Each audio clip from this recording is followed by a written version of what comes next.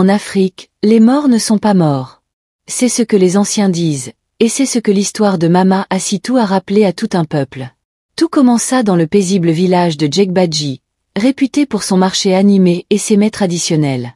Là-bas, au cœur de la place centrale, une femme du nom de Tanti Sita vendait chaque jour des plats qui attiraient des foules venues de très loin. Sauce gombo épaisse, riz gras parfumé, pâte rouge, feuilles de manioc pilées au mortier traditionnel.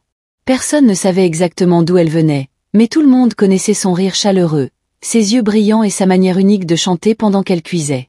Les enfants l'adoraient.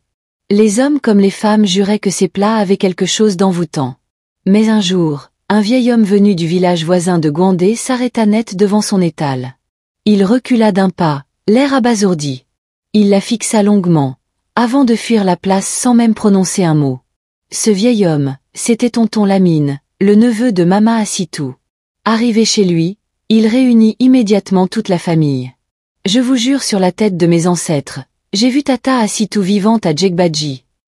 Sa sœur éclata de rire. Tu as perdu la tête? Elle est morte et enterrée depuis 10 ans. On a même assisté à sa veillée funèbre. Tu te rappelles de ses funérailles? Mais Lamine insista. Les anciens, troublés, consultèrent les signes, observèrent le ciel, prièrent les esprits. Finalement, 5 membres de la famille décidèrent d'aller à Djegbadji pour en avoir le cœur net.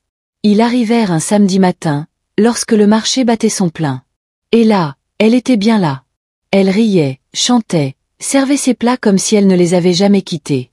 Le silence tomba dans le groupe. Une peur sacrée les saisit. Ils n'osèrent pas s'approcher, se contentant de l'observer de loin.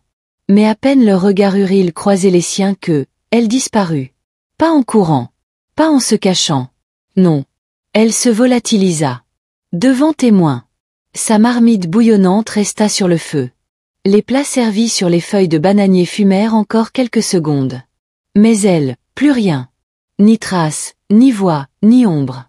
Tout Djegbadji entra en émoi. Certains dirent qu'elle était un Zangbeto, d'autres une revenante venue accomplir une dernière mission.